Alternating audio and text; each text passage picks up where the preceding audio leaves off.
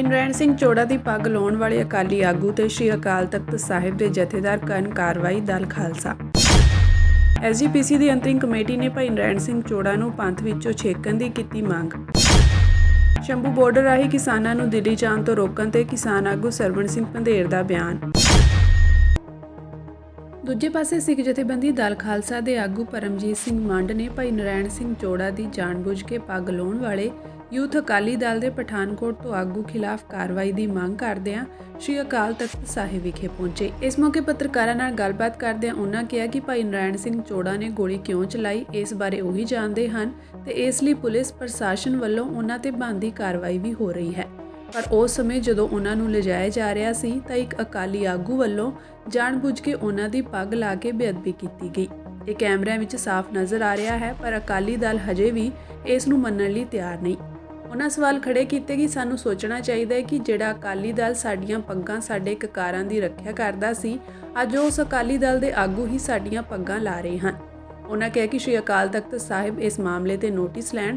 ਉਂਝ ਸ਼੍ਰੋਮਣੀ ਕਮੇਟੀ ਦੇ ਆਗੂਆਂ ਵੱਲੋਂ ਇਸ ਮਾਮਲੇ ਤੇ ਕਿਹਾ ਗਿਆ ਸੀ ਕਿ ਅੱਜ ਹੋਣ ਵਾਲੀ ਅੰਤਰਿਮ ਕਮੇਟੀ ਦੀ ਮੀਟਿੰਗ ਵਿੱਚ ਭਾਈ ਨਰੈਣ ਸਿੰਘ ਚੋੜਾ ਦੀ ਪੱਗ ਲਾਉਣ ਦੇ ਮਸਲੇ ਤੇ ਵੀ ਕੋਈ ਫੈਸਲਾ ਲਿਆ ਜਾਵੇਗਾ, ਪਰ ਮੀਟਿੰਗ ਤੋਂ ਬਾਅਦ ਸ਼੍ਰੋਮਣੀ ਕਮੇਟੀ ਵੱਲੋਂ ਕੀਤੀ ਪ੍ਰੈਸ ਕਾਨਫਰੰਸ ਦੌਰਾਨ ਇਸ ਬਾਰੇ ਕੋਈ ਫੈਸਲਾ ਨਹੀਂ ਲਿਆ ਗਿਆ। ਸਗੋਂ ਸ਼੍ਰੋਮਣੀ ਕਮੇਟੀ ਪ੍ਰਧਾਨ ਧਾਮੀ ਇਸ ਘਟਨਾ ਨੂੰ ਨਜ਼ਰਅੰਦਾਜ਼ ਕਰਦੇ ਨਜ਼ਰ ਆਏ।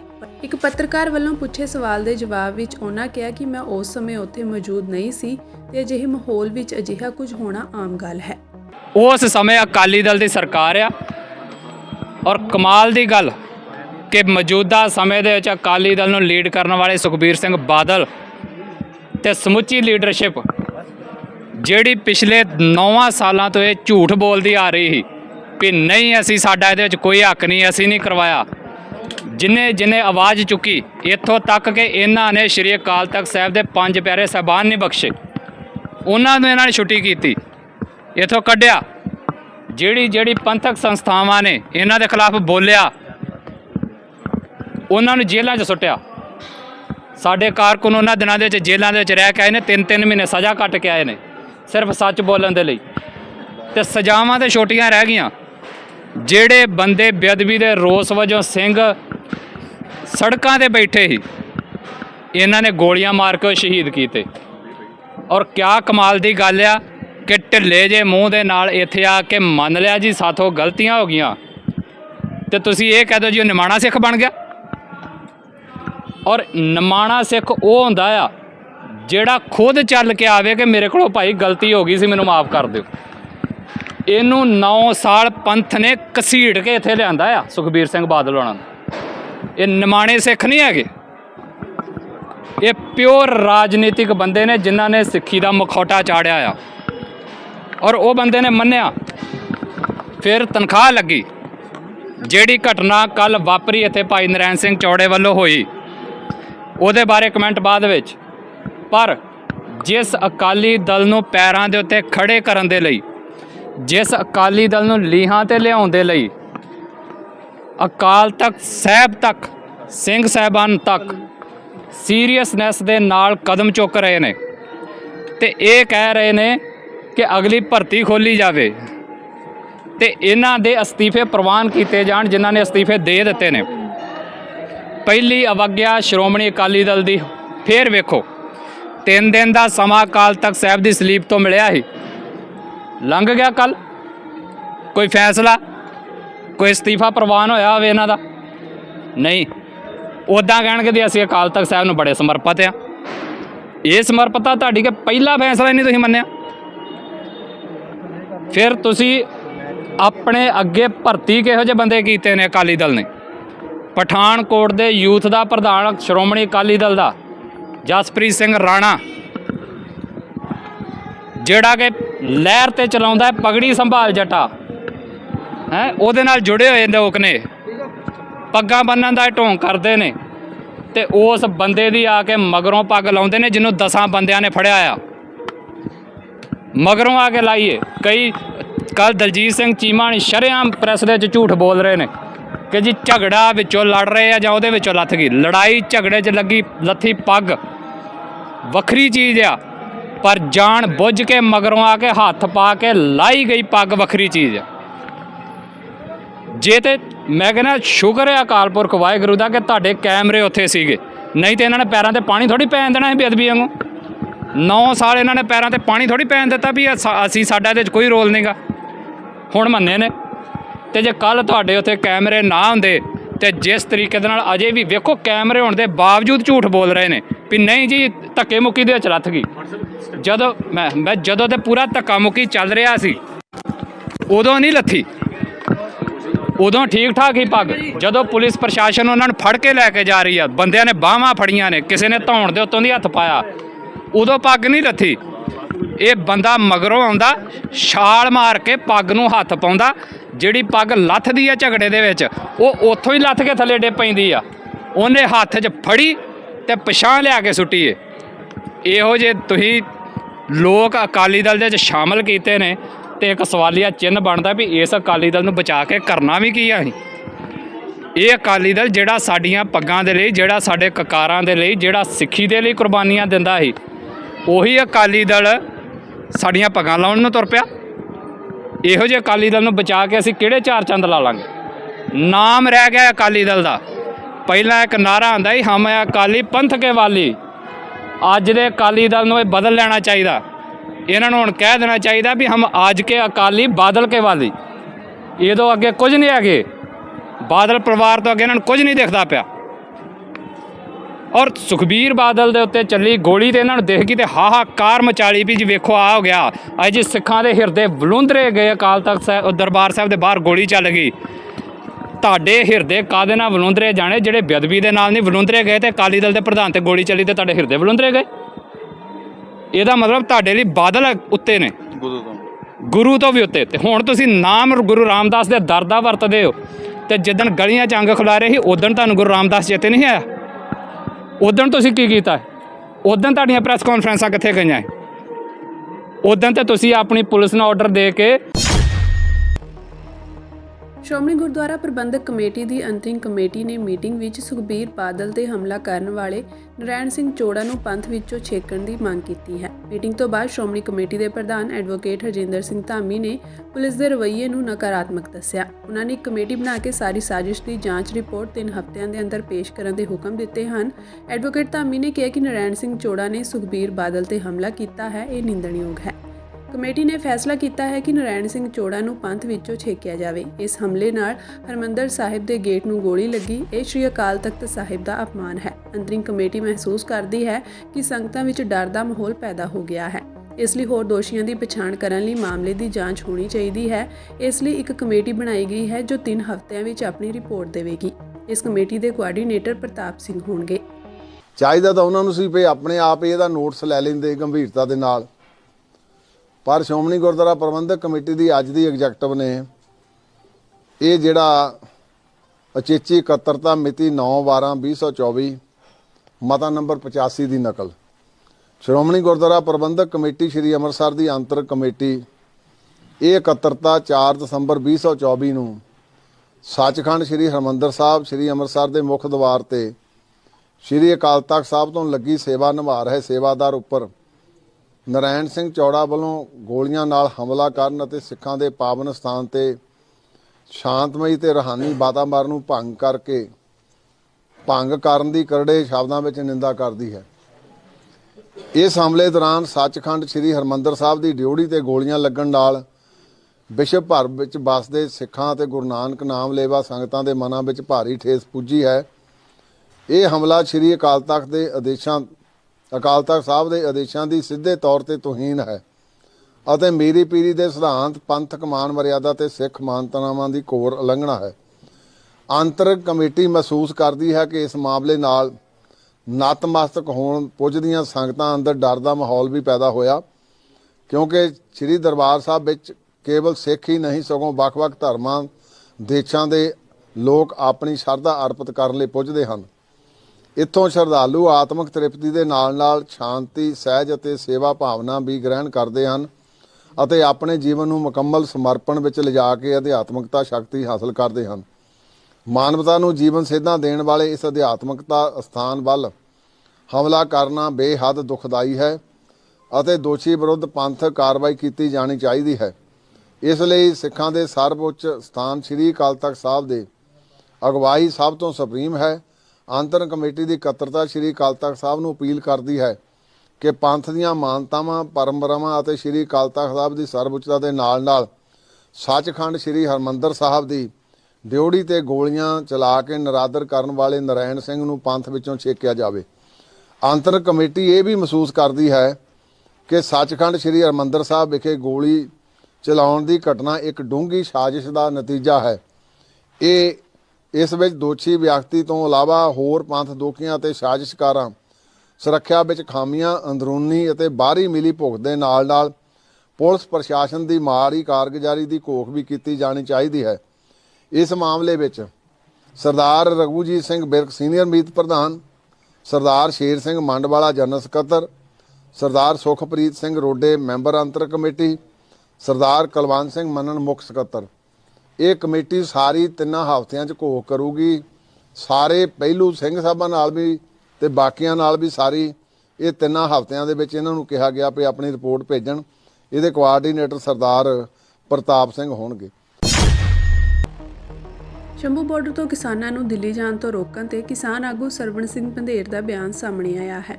ਕਿਸਾਨ ਆਗੂ ਸਰਵਣ ਸਿੰਘ ਪੰਧੇਰ ਨੇ ਕਿਹਾ ਕਿ ਕੇਂਦਰ ਸਰਕਾਰ ਖੁਦ ਦੁਚਿੱਤੀ ਵਿੱਚ ਹੈ। ਹਰਿਆਣਾ ਦੇ ਸਾਬਕਾ ਮੁੱਖ ਮੰਤਰੀ ਅਤੇ ਕੇਂਦਰੀ ਮੰਤਰੀ ਖੱਟਰ ਕਹਿ ਰਹੇ ਹਨ ਕਿ ਕਿਸਾਨਾਂ ਨੂੰ ਦਿੱਲੀ ਜਾਣ ਤੋਂ ਨਹੀਂ ਰੋਕਿਆ ਗਿਆ, ਪਰ ਮੁੱਖ ਮੰਤਰੀ ਨਾਇਬ ਸੈਣੀ ਕਹਿ ਰਹੇ ਹਨ ਕਿ ਕਿਸਾਨਾਂ ਕੋਲ ਦਿੱਲੀ ਜਾਣ ਦੀ ਆਗਿਆ ਨਹੀਂ। ਅਨਿਲ ਵਿਜ ਨੇ ਕਿਹਾ ਕਿ ਇਸ ਤਰ੍ਹਾਂ ਆਓਗੇ ਤਾਂ ਪੁਲਿਸ ਇਸੇ ਤਰ੍ਹਾਂ ਸਵਾਗਤ ਕਰੇਗੀ। ਕੇਂਦਰੀ ਰਾਜ ਮੰਤਰੀ ਰਵਨੀਤ ਬਿੱਟੂ ਕਹਿ ਰਹੇ ਹਨ ਕਿ ਪੈਦਲ ਦਿੱਲੀ ਆਓ, ਤੁਹਾਡਾ ਸਵਾਗਤ ਹੈ, ਪਰ ਉੱਥੇ ਹੀ ਸਰਕਾਰਾਂ ਵੱਲੋਂ ਖਨੌਰੀ ਤੇ ਡੱਬ ਵਾਲੀ ਸਰਹੱਦਾਂ ਤੇ ਫੋਰਸ ਵਧਾ ਦਿੱਤੀ ਗਈ ਹੈ। ਉਹਨਾਂ ਕਿਹਾ ਕਿ ਭਾਜਪਾ ਦੇ ਕੇਂਦਰੀ ਆਗੂਆਂ ਤੇ ਹਰਿਆਣਾ ਦੇ ਆਗੂਆਂ ਦੇ ਬਿਆਨ ਆਪਸ ਵਿੱਚ ਹੀ ਨਹੀਂ ਮਿਲਦੇ, ਤਾਂ ਕਿਸ ਨਾਲ ਗੱਲ ਕਰੀਏ ਤੇ ਕਿਸ ਤੋਂ ਦਿੱਲੀ ਜਾਣ ਦੀ ਆਗਿਆ ਲਈਏ। ਉਹਨਾਂ ਕਿਹਾ ਕਿ ਸਰਕਾਰਾਂ ਕਿਸਾਨਾਂ ਨਾਲ ਦੁਸ਼ਮਣਾਂ ਵਾਲਾ ਵਤੀਰਾ ਕਰ ਰਹੀਆਂ ਹਨ। तो ये सरकार की योजना क्या है, ये देखने वाली बात है। पत्रकारों के ऊपर अटैक करना ये अमानवीय है। पत्रकार हमारा अकेला पक्ष नहीं दिखा रहे, वो सरकार की बात भी रखते हैं, हमारा पक्ष भी दिखाते हैं। लोग क्या बोल रहे हैं वो एक निरपेक्ष पत्रकारी करते हैं, उनको हक है अपनी बात कहने का। फिर जो लोकतंत्र का चौथा स्तंभ है उसी के ऊपर अटैक करना और फिर कहना भी हम किसान को अन्नदाता मानते हैं, किसान का इसमें सम्मान है।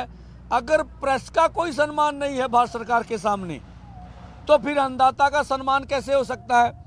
और दूसरा, आज जाते हुए पटियाला में हम लोग अपने साथियों को हॉस्पिटल में भी मिलने जाएंगे। पटियाला में अभी जब पीसी के बाद निकलेंगे, जिस तरह से स्थानिक जनता लोग साथ दे रहे हैं, इसका हम धन्यवाद करते हैं।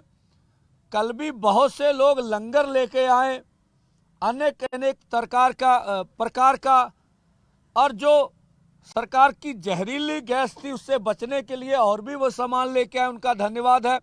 और आज फिर हम लोग, मेरे ख्याल खट्टर साहब जो मुख्य मंत्री से उन्होंने पिछलियां बाइटां कढ़ लीए जी। आप ਕਹਿੰਦੇ ਸੀ ਵੀ ਹੁਣ ਪੈਦਲ ਆਉਣ, ਸਾਨੂੰ ਕੋਈ ਇਤਰਾਜ਼ ਨਹੀਂ। ਖੱਟਰ ਸਾਹਿਬ ਦੇ ਕਿਹੜੇ ਬਿਆਨ ਤੇ ਯਕੀਨ ਕਰੀਏ ਤੇ ਕਿਹੜੇ ਤੇ ਨਾ ਕਰੀਏ, ਇਹ ਤਾਂ ਸਵਾਲ ਉਹਨਾਂ ਕੋ ਬਣਦਾ ਵੀ ਤੁਸੀਂ ਅਜੇ ਮੁੱਖ ਮੰਤਰੀ ਉਦੋਂ ਕੀ ਬੋਲਦੇ ਸੀ, ਅੱਜ ਤੁਸੀਂ ਕੇਂਦਰੀ ਮੰਤਰੀ ਕੀ ਬੋਲਦੇ ਹੋ।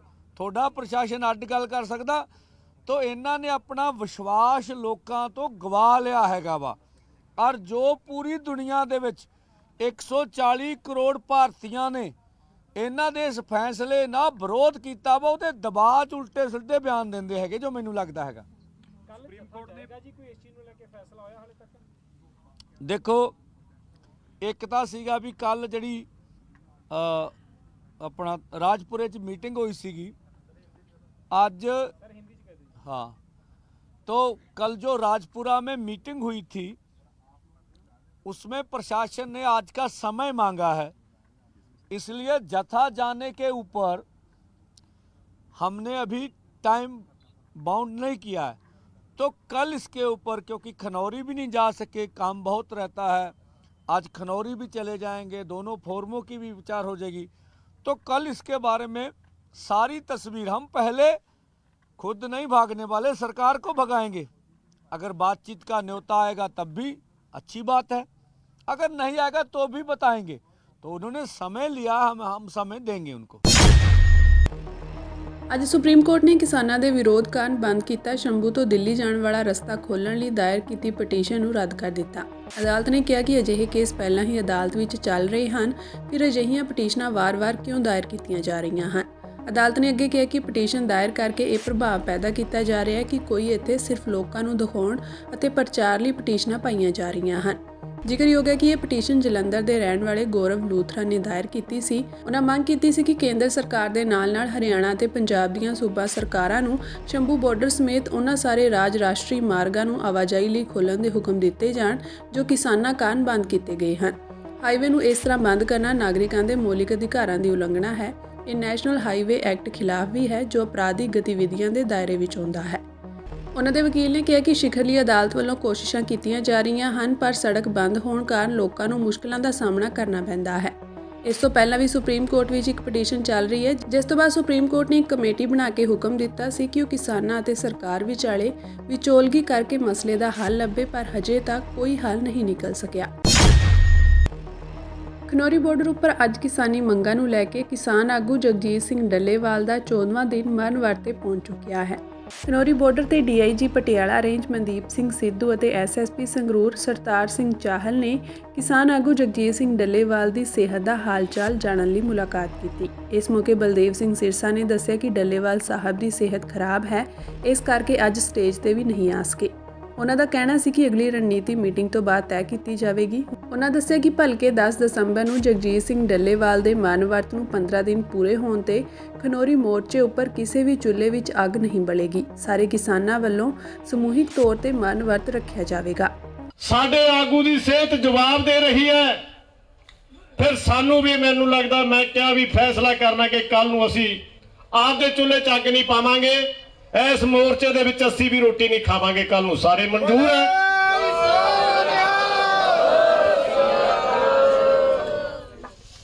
ਲਾਜ਼ਮੀ ਬੇਨਤੀ ਹੈ ਕਿ ਕਿਸੇ ਵੀ ਟਰਾਲੀ ਦੇ ਵਿੱਚ, ਕਿਸੇ ਵੀ ਲੰਗਰ ਦੇ ਵਿੱਚ ਸੁਬਾਹ ਦਾ ਰਾਸ਼ਨ ਨਹੀਂ ਬਣਨਾ ਚਾਹੀਦਾ।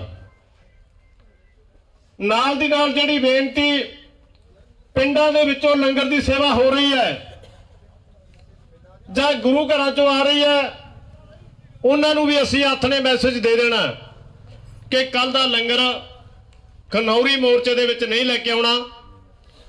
ਸਾਡੇ ਫੋਰਮ ਵੱਲੋਂ ਕਿ ਜਿਹੇ ਜੀ ਪ੍ਰਧਾਨ ਦੀ ਸਿਹਤ ਅੱਜ ਸਟੇਜ ਤੇ ਨਹੀਂ ਆਏ, ਨਹਾਤੇ ਨਹੀਂ, ਇਧਰ ਗੁਰੂ ਘਰ ਵੀ ਨਹੀਂ ਜਾਇਆ ਗਿਆ, ਤਾਂ ਫਿਰ ਸਾਡੇ ਇੱਥੇ ਰੋਜ਼ ਝੋਲਿਆਂ ਦੇ ਲੰਗਰਾਂ ਦੇ ਵਿੱਚ ਤੜਕੇ ਲੱਗਣ। ਇੱਕ ਡਾਕਟਰ ਹੋਣ ਦੇ ਨਾਤੇ ਤੁਹਾਨੂੰ ਦੱਸਦਾ ਵਾਂ, ਫੈਕਟਸ ਦੇ ਉੱਤੇ ਗੱਲ ਕਰਾਂ, 9 ਕਿਲੋਗ੍ਰਾਮ ਤੱਕ ਉਹਨਾਂ ਦਾ ਭਾਰ ਘਟ ਗਿਆ, ਜਿਹੜਾ ਸਾਰਾ ਹੀ ਮਸਲ ਆ। ਔਰ ਤੁਸੀਂ ਆਪੇ ਹੀ ਸੋਚ ਲਓ, ਤੁਹਾਡੇ ਘਰ ਬਜ਼ੁਰਗ ਆ, ਜੇ ਤੁਹਾਡੇ ਬਜ਼ੁਰਗ ਜਿਹੜੇ ਜਿਨ੍ਹਾਂ ਨੂੰ ਤੁਸੀਂ ਪਿਆਰ ਕਰਦੇ ਹੋ, ਉਹਨਾਂ ਦੇ ਉੱਤੋਂ ਸਰੀਰ ਦੇ ਉੱਤੋਂ 9 ਕਿਲੋਗ੍ਰਾਮ ਮਸਲ ਜੇ ਤੁਸੀਂ ਲਾ ਦਿਓ ਤੇ ਉਹਨਾਂ ਦੀ ਸਥਿਤੀ ਕੀ ਹੋ ਗਿਆ। ਜੋ ਉਹਨਾਂ ਦੀ ਸਰਦਾਰ ਜਗਜੀਤ ਸਿੰਘ ਡੱਲੇਵਾਲ ਜੀ ਦੀ ਸਥਿਤੀ ਉਹੀ ਆ, ਬਹੁਤ ਜ਼ਿਆਦਾ ਕਮਜ਼ੋਰ ਹੋ ਚੁੱਕੇ ਨੇ, ਚੱਕਰ ਵੀ ਆਉਂਦੇ ਆ, ਔਰ ਜਿਹੜੇ ਉਹਨਾਂ ਦੇ ਲਿਵਰ ਫੰਕਸ਼ਨ ਟੈਸਟ ਆ ਉਹ ਵੀ ਵਧੇ ਆ। ਮਤਲਬ ਕਿ ਉਹਨਾਂ ਦੀਆਂ ਅੰਦਰੂਨੀ ਔਰਗਨਸ ਜਿਹੜੀਆਂ ਵਾ ਉਹਨਾਂ ਦੇ ਉੱਤੇ ਅਸਰ ਪੈਣਾ ਸ਼ੁਰੂ ਹੋ ਗਿਆ। ਔਰ ਮੈਂ ਦੱਸ ਦੇਵਾਂ, ਜਿਹੜਾ ਨੁਕਸਾਨ ਸ਼ਾਇਦ ਹੋ ਰਿਹਾ ਉਹ ਸ਼ਾਇਦ ਇਰੀਵਰਸਿਬਲ ਹੋਵੇ। ਮਤਲਬ ਕਿ ਜੇ ਕੱਲ੍ਹ ਉਹ ਆਪਣਾ ਭੁੱਖ ਹੜਤਾਲ ਤੋੜਦੇ ਵੀ ਆ, ਇਹ ਗੱਲ ਮੈਂ ਉਹਨਾਂ ਨੂੰ ਵੀ ਕਹੀ ਆ, ਹੋ ਸਕਦਾ ਕਿ ਉਹਨਾਂ ਦੀ ਜਿਹੜੀਆਂ ਔਰਗਨਸ ਆ ਰਿਕਵਰ ਨਾ ਕਰਨ। ਔਰ ਮੈਂ ਇਹ ਚੀਜ਼ਾਂ ਤੁਹਾਡੇ ਤੱਕ ਇਸ ਲਈ ਦੱਸ ਰਿਹਾ ਕਿਉਂਕਿ ਇਹ ਨਾ ਹੋਵੇ ਕਿ ਤੁਸੀਂ ਕੱਲ੍ਹ ਕਹੋ ਕਿ ਸਾਨੂੰ ਤਾਂ ਪਤਾ ਹੀ ਨਹੀਂ ਸੀ। ਬਾਕੀ ਲੋਕ ਮੈਨੂੰ ਸਵਾਲ ਕਰਦੇ ਆ ਕਿ ਕਿੰਨੇ ਦਿਨ ਕੋਈ ਬੰਦਾ ਭੁੱਖ ਹੜਤਾਲ 'ਤੇ ਰਹਿ ਸਕਦਾ। ਮੈਂ ਦੱਸ ਦੇਵਾਂ, ਸਾਡੀ ਸਾਇੰਸ ਆਂਦੀ 7 ਦਿਨ। 7 ਦਿਨ ਤੋਂ ਬਾਅਦ ਕੁਛ ਵੀ ਹੋ ਸਕਦਾ। ਤੇ ਮੈਂ ਤੁਹਾਨੂੰ ਦੱਸ ਦੇਵਾਂ, 7 ਦਿਨ ਤੋਂ ਬਾਅਦ ਕੁਛ ਵੀ ਹੋ ਸਕਦਾ। ਇਹ ਨਾ ਹੋਵੇ ਕਿ ਅਸੀਂ ਆਪਣਾ ਆਗੂ ਗਵਾ ਲਈਏ। ਬਿਆਨ ਜਾਰੀ ਕਰਦੇ ਜਥੇਦਾਰ ਗੁਰਪ੍ਰਤਾਪ ਸਿੰਘ ਵਡਾਲਾ ਨੇ ਕਿਹਾ ਕਿ ਪਿਛਲੇ ਦਿਨਾਂ ਵਿੱਚ ਸ਼੍ਰੀ ਅਕਾਲ ਤਖਤ ਸਾਹਿਬ ਦੇ ਜਥੇਦਾਰ ਰਘਬੀਰ ਸਿੰਘ ਅਤੇ ਪੰਜ ਸਿੰਘ ਸਾਹਿਬਾਨਾਂ ਵੱਲੋਂ ਹੋਏ ਹੁਕਮ ਦੀ ਪਾਲਣਾ ਕਰਦੇ ਹੋਏ ਸ਼੍ਰੋਮਣੀ ਅਕਾਲੀ ਦਲ ਸੁਧਾਰ ਲਹਿਰ ਨੂੰ ਸਮੇਟਣ ਦਾ ਫੈਸਲਾ ਉਸੇ ਹੀ ਦਿਨ ਕਰ ਲਿਆ ਗਿਆ ਸੀ। ਇਸ ਫੈਸਲੇ ਨੂੰ ਰਸਮੀ ਤੌਰ ਤੇ ਲਾਗੂ ਕਰਨ ਵਾਸਤੇ 9 ਦਸੰਬਰ ਨੂੰ ਸ਼੍ਰੀ ਅੰਮ੍ਰਿਤਸਰ ਸਾਹਿਬ ਵਿਖੇ ਸਵੇਰੇ 11 ਵਜੇ ਸਮੁੱਚੀ ਲੀਡਰਸ਼ਿਪ ਦੀ ਇਕੱਤਰਤਾ ਬੁਲਾਈ ਗਈ ਸੀ, ਜਿਸ ਵਿੱਚ ਪ੍ਰੈਜ਼ੀਡੀਅਮ, ਐਗਜ਼ੈਕਟਿਵ ਅਤੇ ਸਲਾਹਕਾਰ ਬੋਰਡ ਦੇ ਮੈਂਬਰ ਸ਼ਾਮਿਲ ਹੋਣਗੇ। ਵਡਾਲਾ ਨੇ ਕਿਹਾ ਕਿ ਸ਼੍ਰੋਮਣੀ ਅਕਾਲੀ ਦਲ ਦੇ ਕੰਮਕਾਜ ਵਿੱਚ ਆਈਆਂ ਉਣਤਾਈਆਂ ਅਤੇ ਪਾਰਟੀ ਲੀਡਰਸ਼ਿਪ ਵੱਲੋਂ ਸੀਨੀਅਰ ਆਗੂਆਂ ਦੀ ਸਲਾਹ ਬਗੈਰ ਲਏ ਗਲਤ ਫੈਸਲਿਆਂ ਕਰਕੇ ਪਾਰਟੀ ਵਿੱਚ ਸੁਧਾਰ ਲਿਆਉਣ ਦੀ ਜ਼ਰੂਰਤ ਸੀ। ਇਸ ਮਨੋਰਥ ਨਾਲ ਹੀ ਅਸੀਂ ਸ਼੍ਰੋਮਣੀ ਅਕਾਲੀ ਦਲ ਸੁਧਾਰ ਲਹਿਰ ਚਲਾਈ ਸੀ।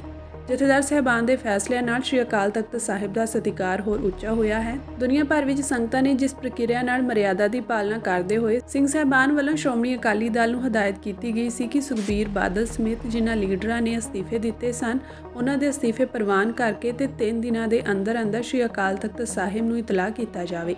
ਉਹਨਾਂ ਕਿਹਾ ਕਿ ਸਿੱਖ ਪੰਥ ਨੂੰ ਇਸ ਗੱਲ ਦੀ ਬੜੀ ਹੈਰਾਨੀ ਹੋਈ ਅਤੇ ਰੋਸ ਪਾਇਆ ਜਾ ਰਿਹਾ ਹੈ ਕਿ ਸਮਾਂ ਬੀਤਣ ਬਾਅਦ ਵੀ ਅਸਤੀਫਿਆਂ ਦਾ ਫੈਸਲਾ ਸ਼੍ਰੋਮਣੀ ਅਕਾਲੀ ਦਲ ਵੱਲੋਂ ਨਹੀਂ ਲਿਆ ਗਿਆ। ਸ਼੍ਰੀ ਅਕਾਲ ਤਖਤ ਸਾਹਿਬ ਦੇ ਹੁਕਮਾਂ ਦੀ ਇਨ-ਬਿਨ ਹਰ ਗੁਰਸਿੱਖ ਨੂੰ ਪਾਲਣਾ ਕਰਨੀ ਚਾਹੀਦੀ ਹੈ, ਪਰ ਸ਼੍ਰੋਮਣੀ ਅਕਾਲੀ ਦਲ ਦੀ ਲੀਡਰਸ਼ਿਪ ਵੱਲੋਂ ਬਹਾਨਾ ਲਗਾ ਕੇ ਅਸਤੀਫਿਆਂ ਨੂੰ ਟਾਲਣ ਦੀ ਕੋਸ਼ਿਸ਼ ਕਰਨਾ ਸ਼੍ਰੀ ਅਕਾਲ ਤਖਤ ਸਾਹਿਬ ਦੇ ਹੁਕਮਾਂ ਦੀ ਉਲੰਘਣਾ ਦੇ ਬਰਾਬਰ ਹੈ।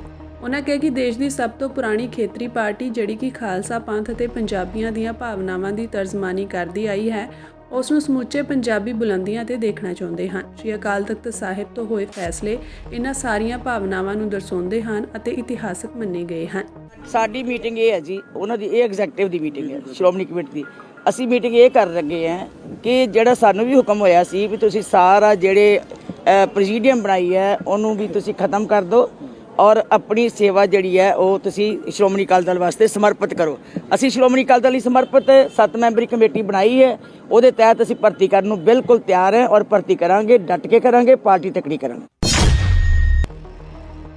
ਸੀਰੀਆ ਵਿੱਚ ਬਾਗੀਆਂ ਨੇ ਐਤਵਾਰ ਨੂੰ ਰਾਜਧਾਨੀ ਦਮਿਸ਼ਕ ਤੇ ਕਬਜ਼ਾ ਕਰ ਲਿਆ, ਜਿਸ ਨਾਲ ਅਸਦ ਪਰਿਵਾਰ ਦੇ 50 ਸਾਲਾਂ ਦੇ ਸ਼ਾਸਨ ਦਾ ਅੰਤ ਹੋ ਗਿਆ।